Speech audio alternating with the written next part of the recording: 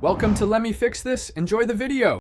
You start by identifying the exact tangent function and its parameters. Write them down. Find zeros at kpi and vertical asymptotes at pi/2 plus kpi, then mark one period length.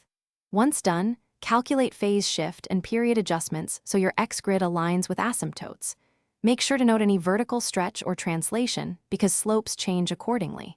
Sketch a light guide curve through zeros. This gives the basic shape. You will use these marks immediately for slope and tangent placement.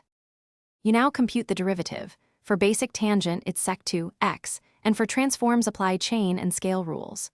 Pick a point x0 away from asymptotes, evaluate f, x0, and f, x0 carefully because sec2 can blow up near vertical asymptotes. Once you have slope, use the point slope form to draw a short tangent segment centered on x0.